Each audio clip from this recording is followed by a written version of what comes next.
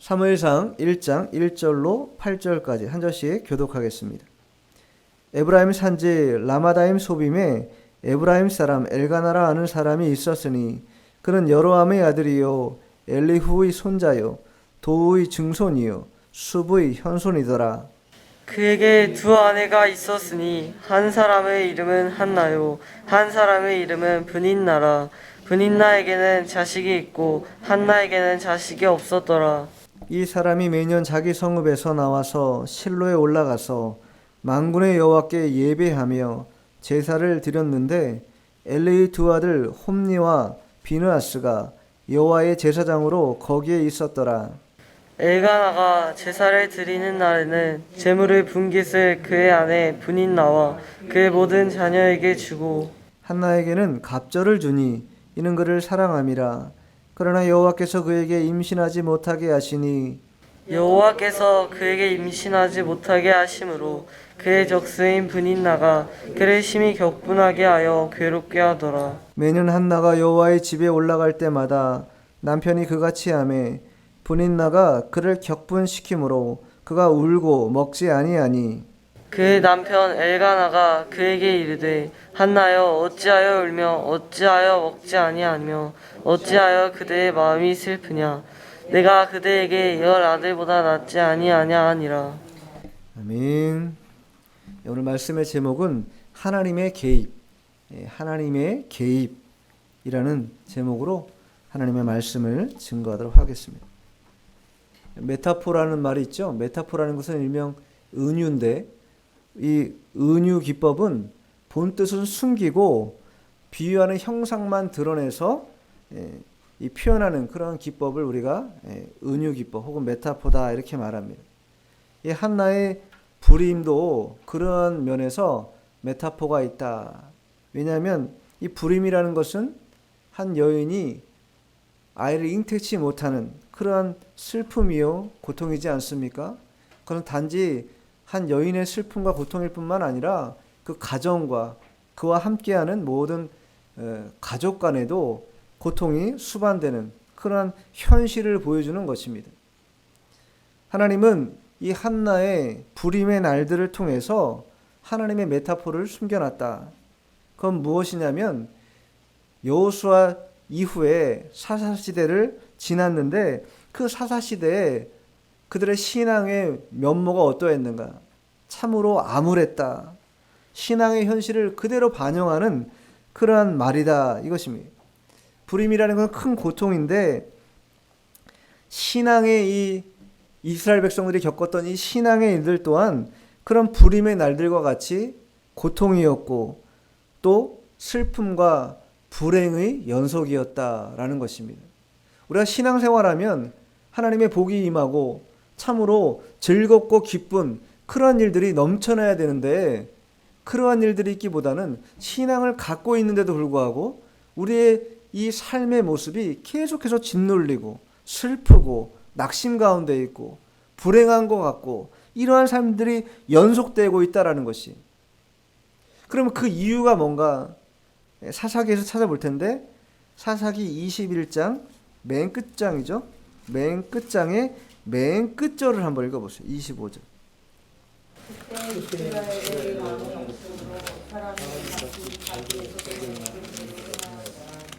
신앙의 침체기가 왜 왔는가?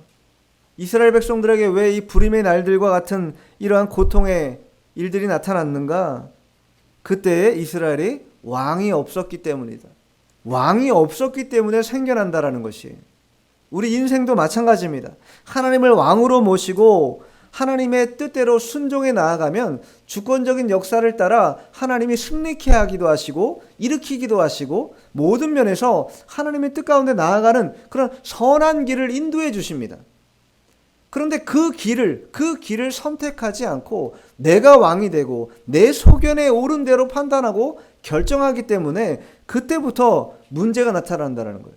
일반적인 생활도 그러하건대 신앙의 면모는 더욱 그러하다.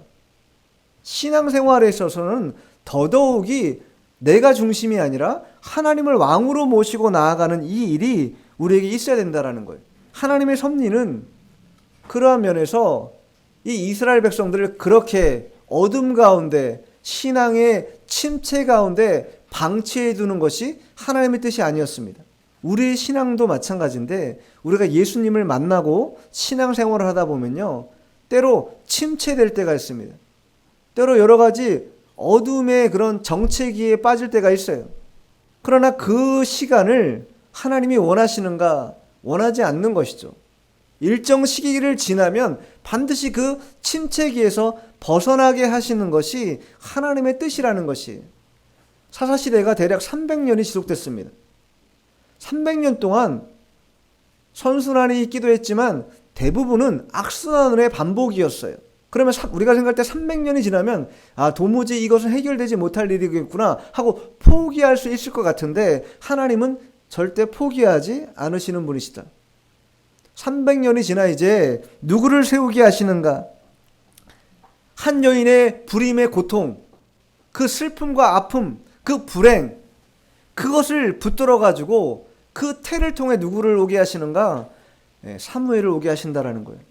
그 사무엘을 통하여 이스라엘의 어둠의 암흑, 신앙의 암흑기를 다 털어버리고 하나님의 뜻을 따라 이제 앞으로 전진하게 하는 이 왕권 시대, 주권적인 하나님의 왕권을 인도받아서 잘 이끌어갈 수 있는 그런 지도자들을 양성하는 그런 첫 번째 첫 단추가 누구였는가? 바로 사무엘이었다라는 것이. 그리고 그 사무엘이 어떻게 태어났는가? 오늘 본문에도 등장하는 것처럼 한나의 고통 가운데, 불임의 날들이 길어지는 그 시기 가운데 하나님 앞에 기도함으로 사무엘이 이 땅에 오게 되었다라는 것이. 사무엘이 얼마나 위대한 지도자인가. 자, 오늘 본문 아닌데, 자, 12장 23절 한번 읽어보세요. 나는 너희를 위하여 기도하기를 쉬는 죄를 여호와 앞에 결단코 범하지 아니하고 선하고 의로운 길을 너희에게 가르칠 것인즉. 사무엘은요, 이 딱 두 가지 걸고 인생을 하나님 앞에 내맡기고 나아간 사람입니다. 첫 번째 뭐냐? 기도를 쉬지 않겠다. 누구를 위해서? 자기를 위해서라고 써 있어요? 나는 너희를 위하여. 여기서 너희는 누구겠습니까? 이스라엘 백성들이죠. 나는 너희를 위하여 기도를 쉬는 죄를 범하지 않겠다라는 게 첫 번째 다짐이었습니다. 두 번째는 어떤 다짐이에요? 선하고 의로운 길을 가르치는 일. 이게 두 번째 사무엘이 다짐한 두 번째 일이었습니다. 일생을 사무엘은 이 일을 하다가 하나님 앞에 부름받아 장사되게 됩니다.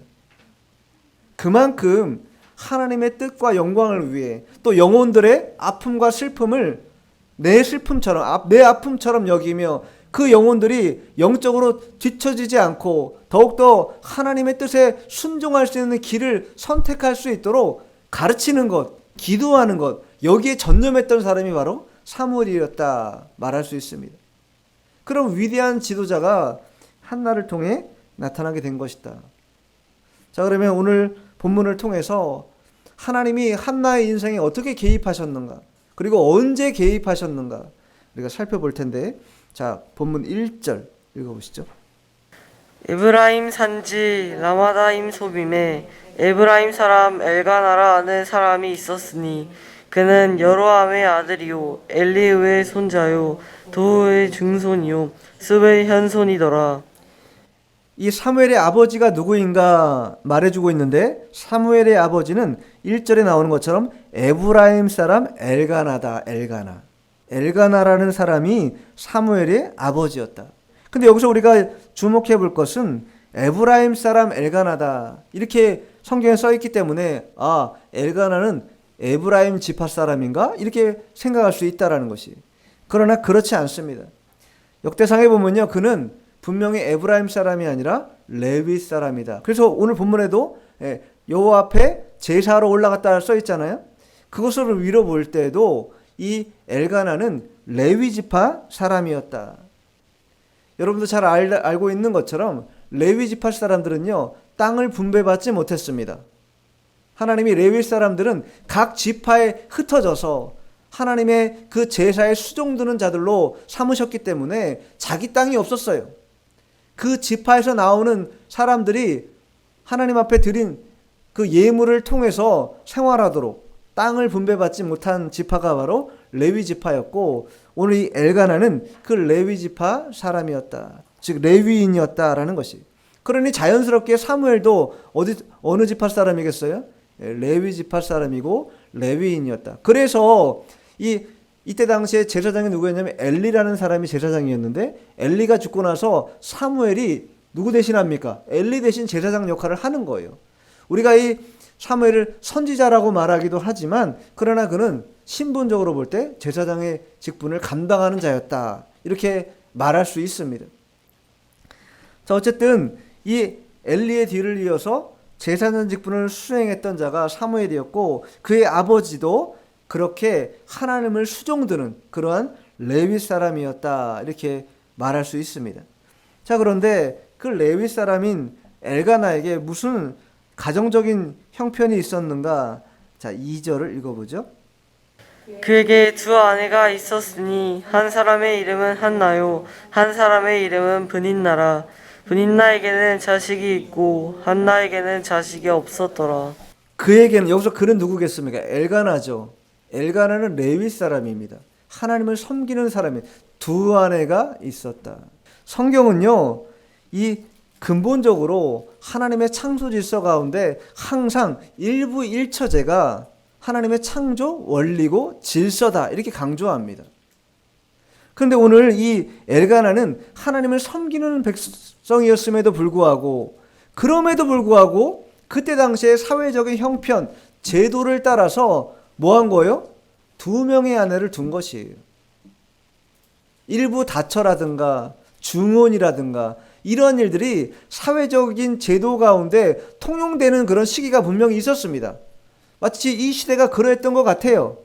그러나 그렇다고 해도 그것을 하나님의 뜻이라고 받아들여서는 안 된다라는 것이, 이것이 단추를 잘못 깬 그런 결과였다라는 것이. 왜냐하면 하나님의 질서를 위배한 것이기 때문에. 구약 성경인 창세기에서부터요 말라기까지, 창세기도 그러한 내용이 나오고 말라기에서도 그러한 내용이 나옵니다. 자, 먼저 창세기 한번 찾아보세요. 창세기 2장 23절로 24절. 아담이 이르되 이는 내 뼈 중에 뼈요 살 중에 살이라. 이것을 남자에게서 취하였은즉 여자라 부르리라 하니라.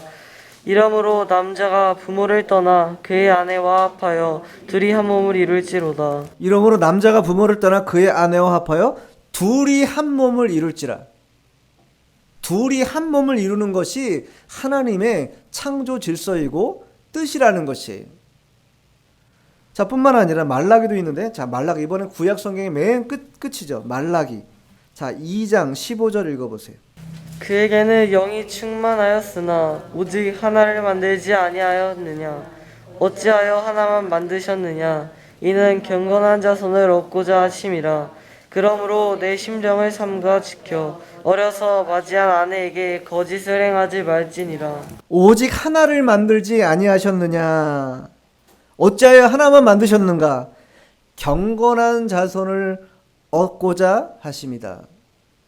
그러니 젊은 시절에 맞이한 그 아내에 대하여 거짓되이 행하지 말라, 분명히 말해주고 있어요. 이것이 하나님이 우리에게 원하시는 일부 일처의 제도, 사회적 제도인 것 같지만 결국은 성경이 우리에게 증거하고 있는 창조 질서의 원리다. 이 원리를 어기면요, 그때부터 무슨 일이 생기는가? 갈등이 생긴다라는 거예요.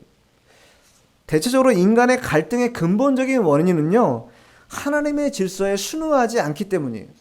하나님의 질서에 순응하면요, 결코 문제될 만한 일이 없습니다, 대체적으로. 그런데 하나님의 말씀에 순응하지 않고 영리로 무언가를 하려고 해요. 왜? 자기 욕심이 치우쳐가지고 욕심을 따라 결정하고 욕심을 따라 행하는 일들이 많기 때문이에요. 오늘 이 엘가나도 그와 같다라는 것이. 한나가 잉태치 못했어요. 그러면 어떻게 해야 되겠습니까? 그러면 이 인내의 시간을 기다려야 된다라는 거예요. 그러나 기다리지 못하고 뭐 한 거예요? 둘째 부인을 맞이한 것이죠. 그것 때문에 문제가 발생한 것이에요. 2절 중반절에 보면요, 한 사람의 이름은 한나다. 그 다음에 한 사람의 이름은 분인나다. 어떠한 이름이 먼저 나오고 있냐면 한나의 이름이 먼저 나옵니다. 자, 이것으로 미뤄볼 때 한나가 정부인입니다. 정실 부인이에요. 그리고 분인나는 뭐예요? 후처라는 것이. 자, 그런데 그 다음에 뭐라고 썼어요? 한나는 자식이 없고 이렇게 나오지 않고 분인나에게는 자식이 있고 한나에게는 자식이 없었더라. 대조하면서 성경이 기록하고 있다라는 거예요. 이 말 속에는 한나가 정실일이었음에도 불구하고 자식이 없는 것 때문에 얼마나 고통을 당하고 있고 얼마나 슬픔 가운데 놓여져 있는가를 분명히 말해주는 것이다. 반면 분인나는 자녀들을 많이 생산해서 그 기세가 등등하고 풍성하다는 것을 우리에게 보여주고 있다는 거예요. 마치 정실 부인인 한나보다도 분인나가 마치 정실인 것처럼 그러한 식으로 나타내고 있다는 거예요. 왜 이런 상황이 벌어지냐면 이스라엘 백성들은요, 많은 자녀들을 거느리는 것이 하나님의 풍성한 축복이라고 믿었습니다. 자, 시편 한번 찾아보세요. 시편 127편 3절로 5절. 보라, 자식들은 여호와의 기업이요 태의 열매는 그의 상급이로다. 젊은 자의 자식은 장사의 수중의 화살 같으니 이것이 그의 화살통에 가득한 자는 복되도다. 그들이 성문에서 그들의 원수와 담판할 때 수치를 당하지 아니하리로다. 자식들은 여호와의 기업이다. 태의 열매는 그의 상급이다. 화살통에 화살이 가득한 것은 복이 있는 것이다. 자, 이와 같이 이스라엘 백성들에게 자식이 많다라는 것은 하나님의 축복을 받은 그러한 것처럼 여겨졌습니다. 그럼 반면에 자식이 없다라는 것은 어떠한 이유인가? 자식이 없다라는 것은 하나님의 저주의 결과다. 이렇게 받아들이는 일이 많았다라는 거예요. 그렇기 때문에 한나의 고통이라는 건요, 이루 말할 수 없다라는 거예요. 자식을 낳고 싶은데도 불구하고 낳지 못하는 이 인간적인 아픔뿐만 아니라 사회 전반에서 그렇게 아이를 못 낳는 것에 대한 프레셔가 엄청나게 나타났다라는 거예요. 마치 그것이 내 잘못인 것처럼. 그러나 결코 그렇게 이해하거나 그렇게 생각해서는 안 된다라는 거예요. 이러한 일들은 다 하나님의 개입하심이 있다라는 것이. 분인나는요, 자신이 많은 자녀를 낳았기 때문에 마치 자신이 정실 부인인 것처럼 이 엘가나의 사랑을 독차지하고 싶은 그런 마음이 있었습니다. 그러나 엘가나는 그러한 분인나에게 마음을 주지 않고 누구에게 마음을 더 주었는가? 한나에게 마음을 더 주었다. 그리고 그것 때문에 무슨 일이 벌어진 것입니까? 한 가정에 질투의 문제가 나타나기 시작했다. 이것으로 인해서 어떤 사람들이 격분을 받는, 고통을 받는 이러한 일이 벌어졌다라는 거예요. 제사의 일들을 수종드는 그러한 거룩한 자가 한 가정에 두 아내를 두는 이 일로 말미암아 가정의 고통뿐만 아니라 여러 가지 어려움들이 같이 동반되는 일이 벌어졌다. 우리가 분명히 알아야 될 것은 신앙이 타락하면요, 반드시 생활 면에서도 타락의 일들이 나타나게 된다. 죄를 가까이 하는 일이 벌어지게 된다라는 것이. 자, 본문 돌아와서 3절 읽어보죠. 이 사람이 매년 자기 성읍에서 나와서 실로에 올라가서 만군의 여호와께 예배하며 제사를 드렸는데 엘리의 두 아들 홈니와 비느하스가 여호와의 제사장으로 거기에 있었더라. 이 사람이 엘가나가 매년 자기 성읍에서 나와서 실로에 올라갔다. 왜 실로에 올라갔냐면 그때 당시에 하나님의 언약궤가 성막에 있었는데 그 지역이 어디였는가? 실로였습니다. 그래서 이 유대인들은요, 중앙 성소 개념이 있어요. 그래서 1년에 세 차례는 하나님의 언약궤가 있는 그 장소로, 성막이 있는 그 장소로 나아가서 제사를 드렸어야 됐습니다. 그 첫 번째는 6월절이고 두 번째는 맥추절이고 세 번째는 초막절. 이 세 절기는 남자라고 하는 유대인들은 반드시 지켜야 되는 그러한 절기였다라는 거예요. 근데 사사시대 이후에 이 하나님의 어기는, 하나님의 말씀을 불순종하고 하나님의 율례를 지키지 않는 그런 불경건한 생활들이 지속됐습니다. 찾지 않는 사람들이 많았다라는 거예요. 그러나 그러한 와중에 이 엘가나는 그래도 자기 성읍에서 하나님의 성막이 있는 실로까지 올라갔다. 그리고 여호와께 예배하며 제사를 드렸다. 이렇게 말합니다. 여기 여호와께 예배하며 제사를 드렸다 이렇게 나와 있는데 원어적으로 좀 더 살펴보면 여호와 앞에서 예배하며 제사했다 이런 뜻입니다. 자, 그러면 엘가나도 그러했는데 그 다음에 3절 그 하반절에는 누가 나옵니까? 갑자기 맥락 없이 엘리의 두 아들이 나와요. 엘가나의 가정과 엘가나의 일들을 기록하고 있는데 갑자기 뜬금없이 엘리의 두 아들인 이 홈리와 비느하스 얘기가 나오고 있다라는 거예요. 이 얘기는 무슨 얘기냐? 갑자기 나온 게 아니라는 거예요. 이때 당시에 신앙의 형편을 우리에게 분명하게 알려주기 위해서 기록하고 있는 것이다. 이 뒤에 나오는 홈리와 비느하스가 여호와의 제사장으로 이 말씀도 원어적으로 보면요. 홈리와 비느하스가 여호와 앞에서 제사장으로 있었다 이런 뜻입니다. 자, 그런데 이 홈리와 비느하스가 어떠한 자녀들이었는가? 그때 당시 엘리 제사장의 두 아들이었는데 제사장이었습니다. 근데 그들의 행위가 어떠했는가? 자, 그 다음 장이죠. 사무엘상 2장 12절 또 17절 이렇게 두 절 읽어볼 텐데 먼저 12절 읽어보세요.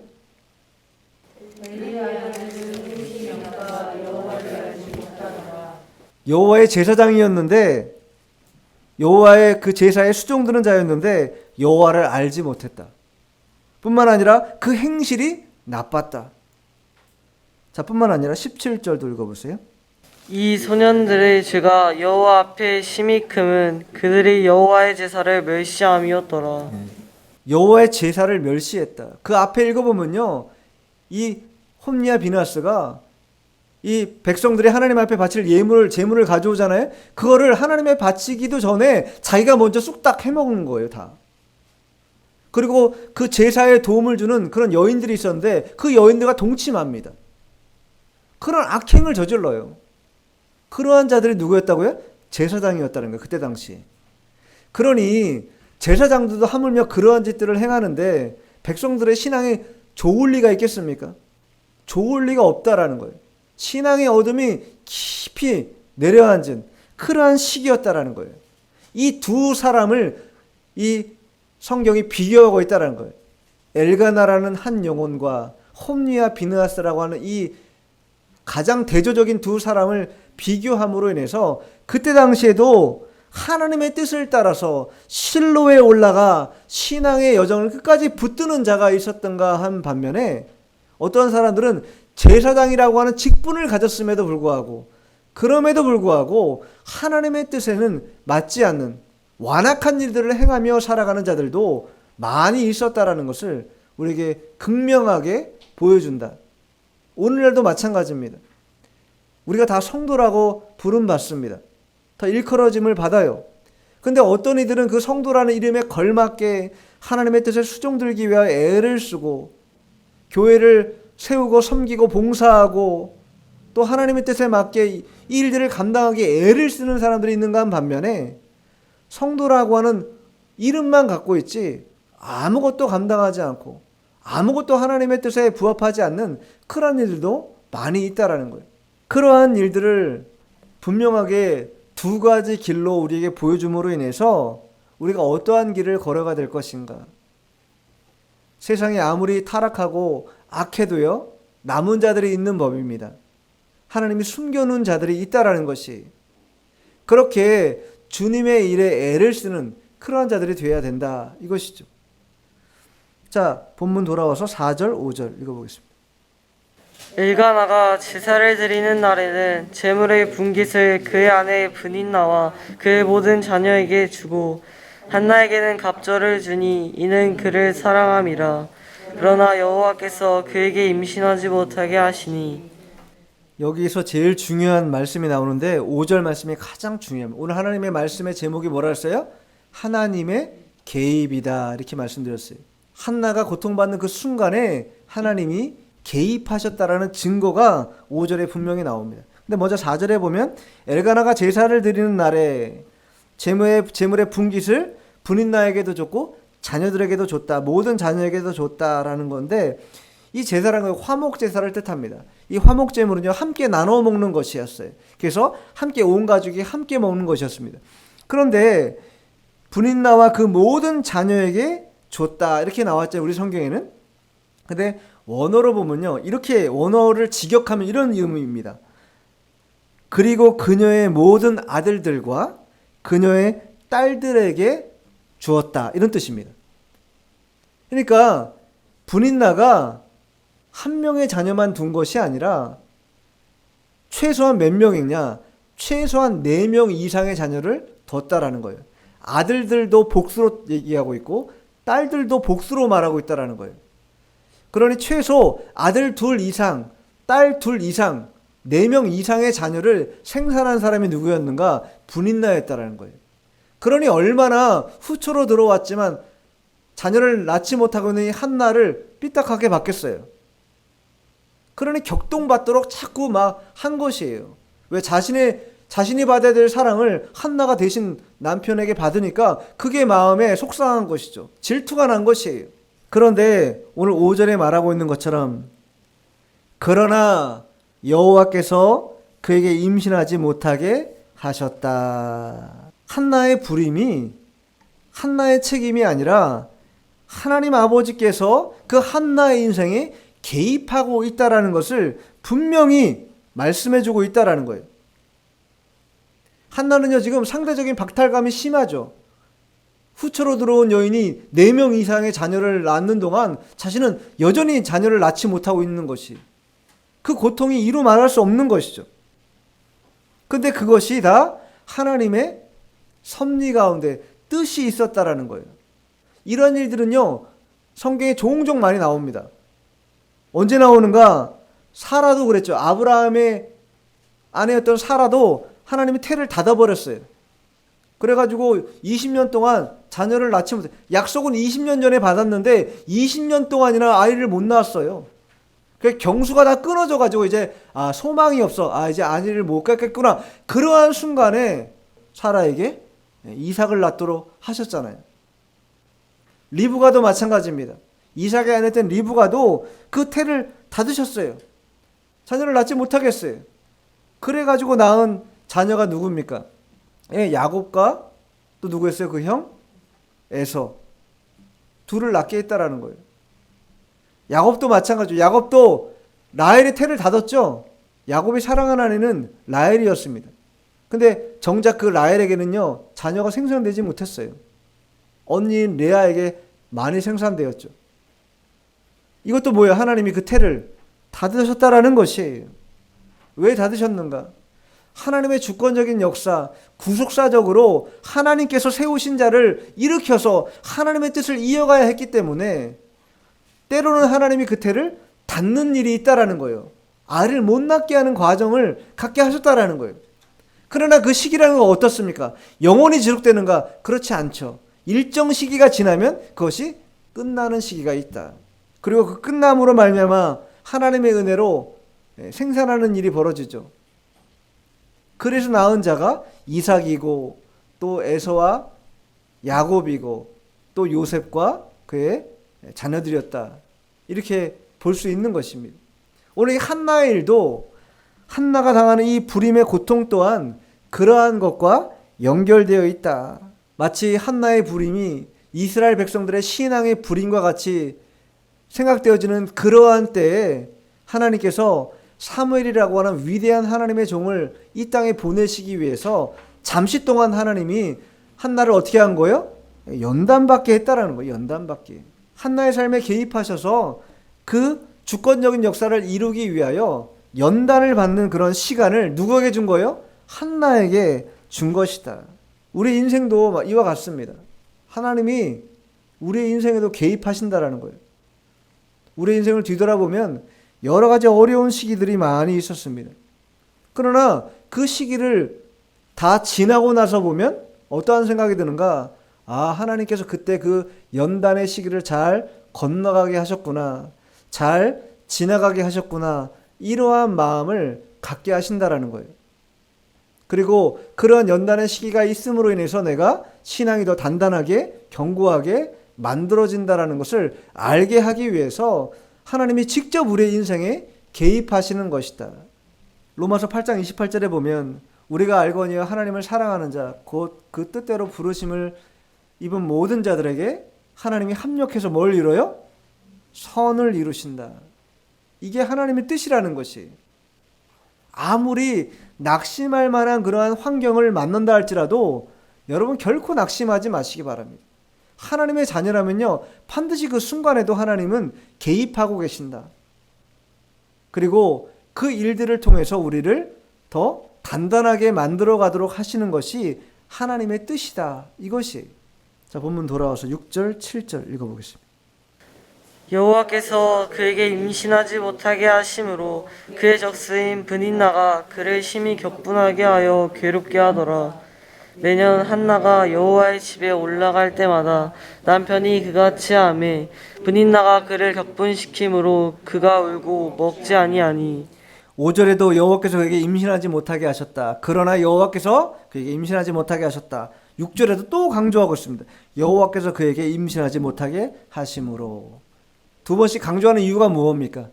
한나가 겪고 있는 이 불임의 시간이라는 것이 한나의 잘못이 아니라 하나님의 개입하심, 하나님의 크신 뜻을 나타내기 위한, 주권적인 역사를 나타내기 위한 하나님의 인도였다라는 것을 분명히 밝히고 있다라는 거예요. 그런데 그때 브닛나는 어떻게 했어요? 그를 심히 격분케 했다. 그래서 한나를 어떻게 했습니까? 괴롭게 했다. 여기 격분하다라는 것은 괴롭게 하다 혹은 화나게 하다 이런 뜻입니다. 얼마나 브닛나가 이 한나를 괴롭혔는지 모른다라는 거예요. 너무 괴롭혀가지고 얼마나 괴롭혔는지 7절 끝에 보면 뭐라고 했어요? 그가 울고 먹지 아니했다. 사람이 사람을 얼마나 스트레스 줬는지 먹고 싶은 마음이 들지 않을 정도로 스트레스 줬다라는 거예요. 이러한 비슷한 얘기가 또 나오죠. 성경에. 라헬과 레아 아까도 말씀드렸는데 그 예가 나오지 않습니까? 라헬은요 남편의 사랑 받았습니다. 그러나 무엇은 하지 못했어요? 자녀를 낳지 못했어요. 레아는 언니인데 자녀는 많이 낳았는데 남편의 사랑은 도무지 받지 못했어요. 그러니 그 두 여인이 얼마나 그것 때문에 고통이 심했습니까? 그것 때문에 심하게 다툽니다. 이 라헬과 레아 같은 경우는 이것을 사람의 생각으로 받아가지고 라헬은 누구에게 쫓아가냐면 남편인 야곱에게 쫓아갑니다. 야곱에게 왜 아이를 못 낳냐 자꾸 따져요. 그제 야곱이 뭐라고 해? 내가 하나님을 대신할 수 없다 이렇게 답하지 않습니까? 그러니까 라헬은 이 모든 일들이 하나님의 섭리로 되어졌다라는 것을 깨닫지 못하고 사람에게 나아가서 사람을 붙들고 뭔가 해결하려고 했다라는 거예요. 레아도 마찬가지죠. 근데 오늘 한나는 어떻게 했어요? 한나는요 오늘 본문에도 나오지만 브닛나가 그를 격분시켰는데 그것에 맞대항했습니까? 맞대항하지 않았습니다. 그냥 그저 슬피 울면서 먹지 않았다. 사람 찾아가지도 않았어요. 남편에게 엘가나에게 왜 나를 아이를 못 낳게 만드냐 이렇게 따져묻지도 않았어요. 그러면 한나가 한 일이 뭐냐? 한나는 자 10절 11절 읽어보세요. 1장 10절 11절. 괴로워서 여호와께 기도하고 통곡하며 서원하여 이르되 만군의 여호와여 만일 주의 여종의 고통을 돌보시고 나를 기억하사 주의 여종을 잊지 아니하시고 주의 여종에게 아들을 주시면 내가 그의 평생에 그를 여호와께 드리고 삭도를 그의 머리에 대지 아니하겠나이다. 한나가 마음이 괴로워 골방에 처박혔다. 한나가 마음이 괴로워 친정집에 가서 엄마한테 하소연했다. 그렇게 써 있습니까 성경이? 한나가 괴로워 여호와께 기도하고 통곡했다 이렇게 써 있어요.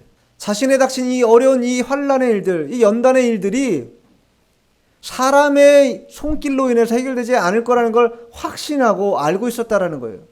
하나님 앞에 나아가야만 이 일이 해결된다라는 것을 한나가 알았기 때문에 사람에게 나아가지 않고 하나님에게 나아가 기도하고 통곡하며 하나님을 찾았다. 이것이 그 결과가 나오는데 그 결론으로 자 1장 19절 20절 읽어보세요.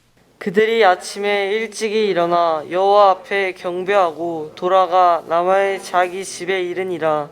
엘가나가 그의 아내 한나와 동침하며 여호와께서 그를 생각하신지라. 한나가 임신하고 때가 이름에 아들을 낳아 사무엘이라 이름하였으니 이는 내가 여호와께 그를 구하였다 함이더라. 한나가 사람에게 나아가지 않고 여호와 하나님 앞에 기도하며 통곡하며 자신의 심정을 통하는 기도를 하자 오늘 19절에 맨 끝에 뭐라고 썼어요? 여호와께서 그를 생각하신지라. 하나님은요, 우리를 생각하시는 분이라는 거예요. 우리를 모른 척 하시는 분이 아니라는 거예요. 우리를 생각해요. 저 영혼이 어떠할까? 매우 인격적이신 하나님이기 때문에 우리를 너무 잘 알고 계신다라는 거예요. 그러니 우리는 하나님 앞에 나아가 그분을 찾고 그분에게 부르짖어 우리의 이 연단의 시기에 대하여 기도한다면 하나님은 반드시 그 문제를 해결해 주시고 또 역사해 주시는 하나님이다라는 것을 오늘 성경이 우리에게 분명하게 증거해 주고 있는 것입니다. 한나는요, 자신의 불임이 인간의 문제가 아니라 하나님께서 허락하신 것인 줄 알았습니다. 그래서 그 문제를 해결하기 위해서 다른 사람에게 나아가지 않고 오직 하나님 앞에 나아가 기도하는 것을 행했다라는 것이, 자신의 인생에 하나님의 개입이 있다라는 것을 아는 사람만 어려운 시기에 하나님 앞에 나아가 기도할 수 있는 것입니다.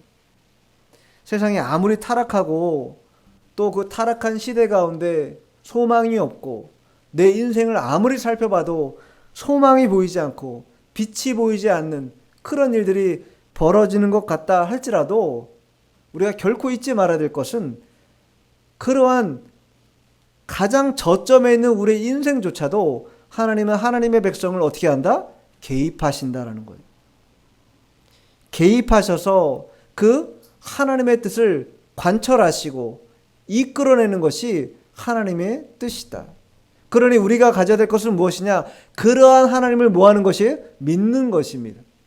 신실하게 그 하나님을 믿고 아무리 어둠의 터널이 짙다 할지라도 그것을 인내로서 견딜 때에 반드시 하나님의 복된 열매가 맺혀지게 된다. 이것입니다.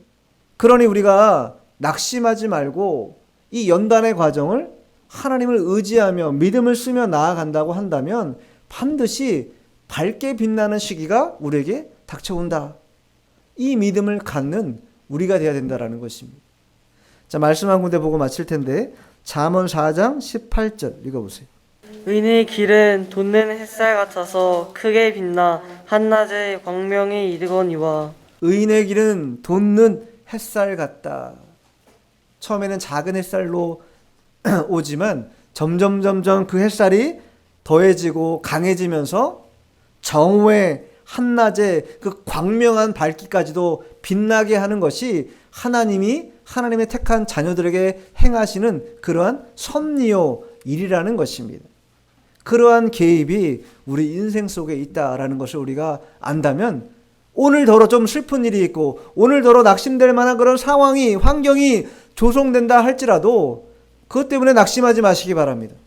하나님 반드시 그것을 해결케 하시고 일으키시는 하나님의 은혜 역사가 나타나기 때문입니다. 기도하겠습니다.